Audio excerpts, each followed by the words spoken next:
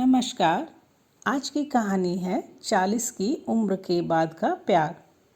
अरे जरा जल्दी करो यार, देर हो रही है सीमा। और कितना टाइम लगेगा तुम्हें? समीर ने बाहर से आवाज़ लगाई। अजी, हम औरतों को कहीं जाना होता है तो साड़ी कौन सी पहनूं, उसके साथ फिर मैचिंग चूड़ियाँ, ईयर रिंग्स, ये सब सोचने में ही आधा घंटा निकल जाता है। और तुम्हें लगता है कि हम श्रृंगार में ही इतना वक्त लगा देते हैं। आप आगे चलिए, मैं आई। समीर सीमा का इंतज़ार किए बाहर आंगन में झूले पर बैठा था। रुको ज़रा, वो बोला। बगल में गमले से एक गुलाब का फूल तोड़ा और सीमा के जूड़े में लगा दिया। अब और सुंदर लग रही हो। सच कहूँ तो तुम्हें ऐसे तैयार हुए देखकर लगता है कि अपनी बेडरूम ही भूली। आप भी ना कुछ भी बोलते रहते हो।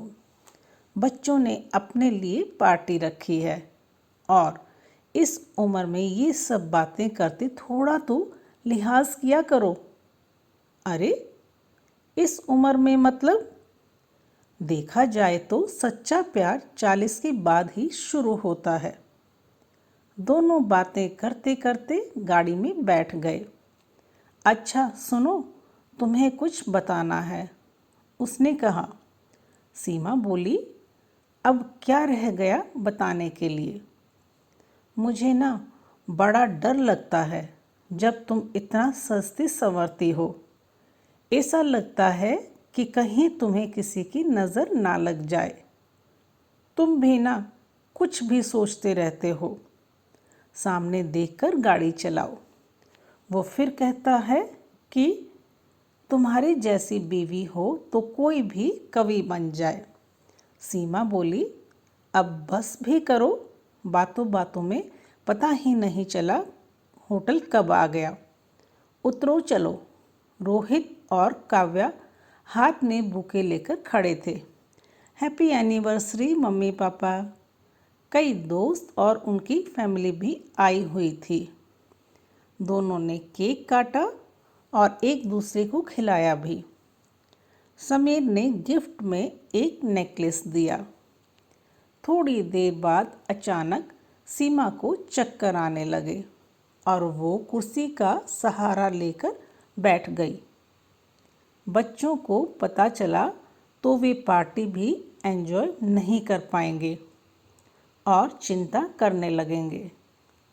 इसलिए किसी से कुछ कहा नहीं और कुर्सी पर ही बैठी रही। दूसरे दिन बच्चे अंधेरे ही उठकर तैयार हो गए। मम्मी, तुम आराम करो, हम चलते हैं। सीमा अभी तक सो ही रही थी। दोनों बच्चे पढ़ाई के लिए बड़े शहरों में रहते रहे थे। समीर दोनों के लिए काफ़ी बनाकर ले आया था। एक हाथ में कॉफ़ी और एक हाथ से वो उसे उठाने की कोशिश कर रहा था। कई बार उसने सीमा से कहा भी कि डॉक्टर को दिखा लेते हैं, पर औरतें कहाँ घर गृहस्थी के आगे अपने बारे में सोचती हैं। कई बार सीमा को छाती में दर्द सा भी उठा, लेकिन वो अनदेखा कर देती। जैसे तैसे वो उठी, तैयार होकर अपने फैमिली डॉक्टर को दिखाने के लिए अस्पताल पहुंची। उसकी डॉक्टर माधवी उसकी एक अच्छी दोस्त भी थी।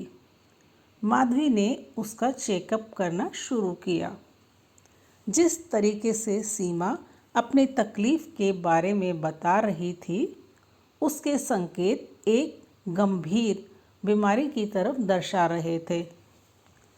चेक करते समय सीमा की छाती पर एक छोटी से गांठ उसे दिखाई पड़ी, लेकिन अभी से कुछ कहना जल्दबाजी होगी, इसलिए उसने समीर को सीमा के कुछ टेस्ट कराने की बात कही। गाड़ी में बैठे दोनों, लेकिन कोई बातचीत नहीं। समीर गाड़ी चला रहा था और सीमा खिड़की से बाहर निहार रही थी। आज कोई बात नहीं, कोई मजाक नहीं। बहुत कुछ चल रहा था सीमा के मन में। घर पहुंचकर सीमा समीर से लिपट गई और रोने लगी। समीर उसकी पीठ पर हाथ सहलाते हुए बोला, कुछ नहीं होगा, बी पॉजिटिव। और जो टेस्ट कहे हैं करने के लिए वो सिर्फ मन की शंका दूर करने के लिए। सीमा अपने पति का हाथ कसके पकड़कर बोली, सही में कुछ नहीं होगा ना। सीमा के सभी टेस्ट कराए गए।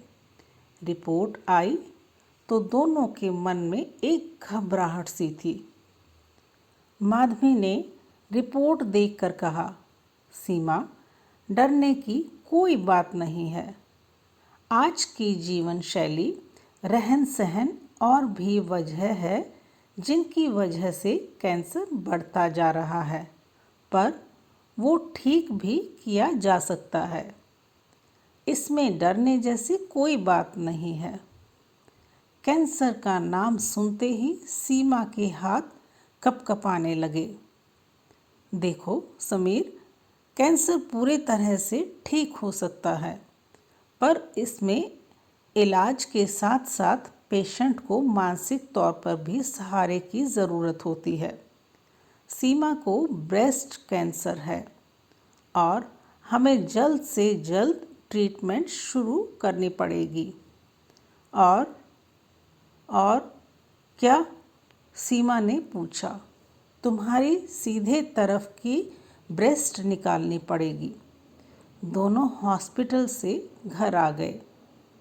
दोनों को क्या बोला जाए ये समझ नहीं आ रहा था। दोनों एक ही बेड पर लेकिन एक दूसरे की तरफ पीठ करके लेटे हुए थे। देखा जाए तो दोनों की नींद ही उड़ गई थी। सुबह सीमा उठकर समीर के लिए चाय बना के लाई। समीर गुस्सा हुआ और कहा, तुम्हें क्या ज़रूरत है कुछ करने की? तुम बस आराम करो। इसी पर सीमा चिढ़कर बोली, कुछ नहीं हुआ है मुझे। मैंने बहुत सोचा रात भर। अगर भगवान ने मेरी किस्मत में यही लिखा है तो यही सही। जितने साल महीने मेरे जीवन में हैं मैं खुशी खुशी जीऊँगी, लेकिन ट्रीटमेंट नहीं लूँगी। क्या तुम्हारा दिमाग तो खराब नहीं हो गया है? ऐसा कैसे बोल सकती हो तुम? वो बेड पे ही बैठा हुआ था। सीमा उसका हाथ हाथ में लेकर बोली, मेरे स्त्री होने की, माँ होने की पहचान अगर कोई मेरे शरीर से अलग करता हो तो मेरे जीने का कोई अर्थ नहीं है। नहीं कराना मुझे ऑपरेशन। समीर की गोद में अपना सर रखकर वो सिसक सिसक कर रोने लगी। समीर ने उसे रोता देख खुद को संभाला और उसके सर पे हाथ फेरते हुए कहा, सीमा, जितनी परेशानी तुम्हें हो रही है उतनी मुझे भी, पर मुझे तुम चाहिए। समीर ने डॉक्टर माधवी को सारी बातें बताई। दूसरे दिन डॉक्टर ने सीमा को अकेले ही क्लिनिक पर बुलाया और उसे समझाने लगी। सीमा बोली, पहले मेरे सवालों के मुझे जवाब चाहिए। मेरे ऑपरेशन के बाद क्या समीर मुझे पहले जितना प्यार करेगा? मेरे शरीर में जो बदलाव होगा क्या उसे वो यथास्थिति अपना पाएगा? क्या मेरे खूबसूरती की घंटों तारीफ करने वाला मेरे गए हुए बालों पर पहले की तरह हाथ फेरेगा? ऐसे बहुत से सवाल हैं जो मेरे अंदर एक तूफान सा ला रहे हैं।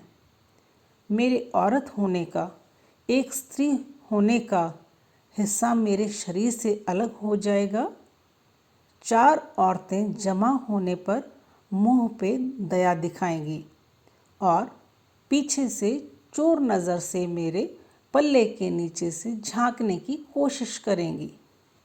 सोचकर भी शरीर पर कांटा आ जा रहा है। एक अपाहिज व्यक्ति और मुझ में फर्क ही क्या रहा। जैसे तैसे सीमा तैयार हो गई ऑपरेशन के लिए। आज ऑपरेशन का दिन है। सीमा की माँ और पिताजी, दोनों बच्चे सब थे।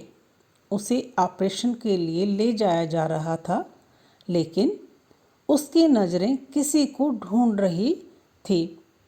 ऑपरेशन हो गया, उससे मिलने की इजाज़त भी दी गई, लेकिन वो समीर को ढूंढ रही थी।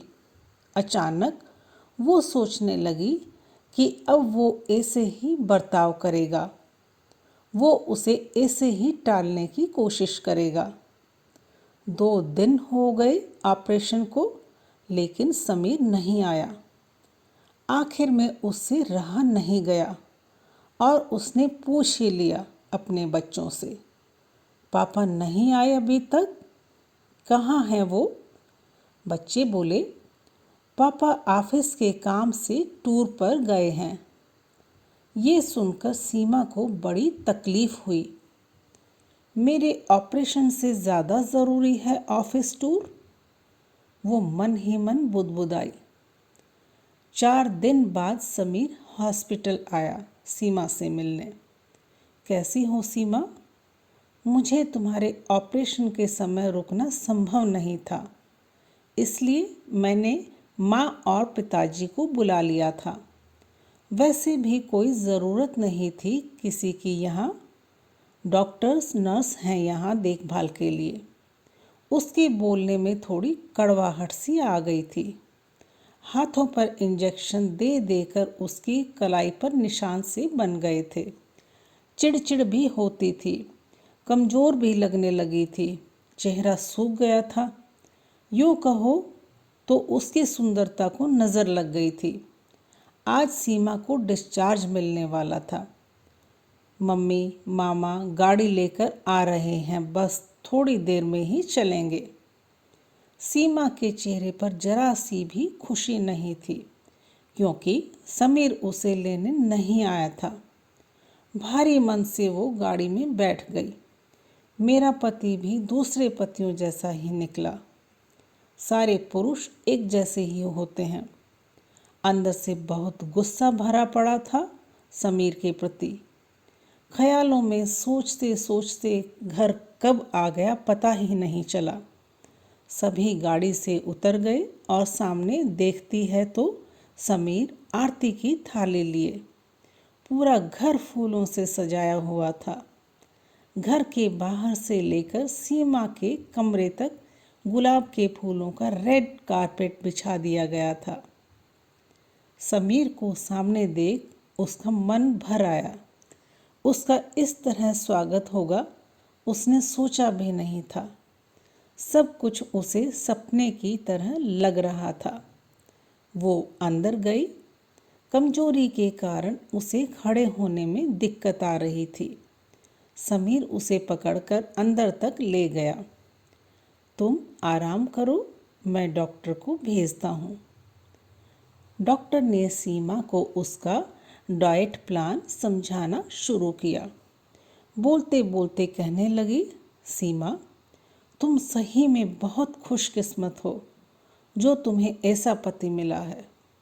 सब कुछ अच्छे से हो जाए इसलिए समीर माँ वैष्णो देवी मंदिर गया था, और वो भी तुम्हारे ऑपरेशन से पहले। बहुत प्यार करता है तुमसे और बच्चों से। मुझे भी यही बताया कि ऑफिस के काम से बाहर जा रहा हूँ। मेरा तो विश्वास ही नहीं बैठ रहा था। जब मैंने खूब खरी खोटी सुनाई और तुम्हारी कसम दी, तब उसने बताया। अच्छा सुनो, ट्रीटमेंट की एक सीढ़ी हमने पार कर ली है। नेक्स्ट कीमोथेरेपी शुरू करनी है। कैंसर के विरोध में इस्तेमाल किए जाने वाली दवाइयाँ या तो गोलियों के रूप में या आईवी लाइन द्वारा दी जाती हैं। उसमें 4 से 6 राउंड होते हैं, जिनमें 3-3 हफ्तों का अंतर रखा जाता है और आगे की प्रोसीजर में बाद में समझाऊंगी। तुम किसी भी बात की चिंता मत करो, बस आराम करो और खुद का ख्याल रखना। चलती हूँ। सीमा को इतना सब कुछ सुनने के बाद खुद पे ही गुस्सा आ रहा था। ऐसे कैसे मैं अपने पति के बारे में सोच सकती हूँ? मेरे दिमाग में ख्याल आए तो कहाँ से, और जाकर शीशे के सामने खड़ी हो जाती है। गले में जो ओढ़नी पड़ी थी उसे हटाया और अपने सामने के हिस्से पर हाथ फेरती हुई बोली, दुनिया में ऐसी कोई ताकत नहीं है जो हमारे प्यार विश्वास को कम कर सके। उतने में समीर आ जाता है। क्या कर रही हो तुम? अकेले क्या बड़बड़ा रही हो? तुम्हें आराम करना चाहिए। और शीशे में क्या देख रही हो? खुद को मेरी आंखों में देखो। आज भी कितनी सुंदर हो तुम, पागल कहीं की। शरीर की सुंदरता तो उम्र के साथ कम होती जाती है।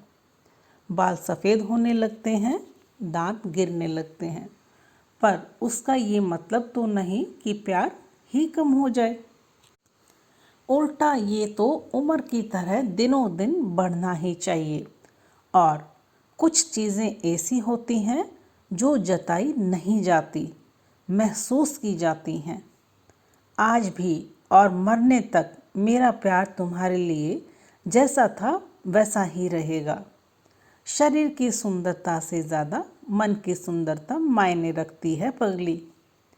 दोनों एक दूसरे के गले लग गए और रो भी रहे थे और साथ ही खुशी के आंसू भी थे। तो दोस्तों, आपको आज की कहानी कैसी लगी कमेंट बॉक्स में ज़रूर बताएं, और आपको पसंद आई हो तो प्लीज़ लाइक करें, शेयर करें, मेरे चैनल को सब्सक्राइब करें। और कहानी देखने के लिए बहुत बहुत धन्यवाद।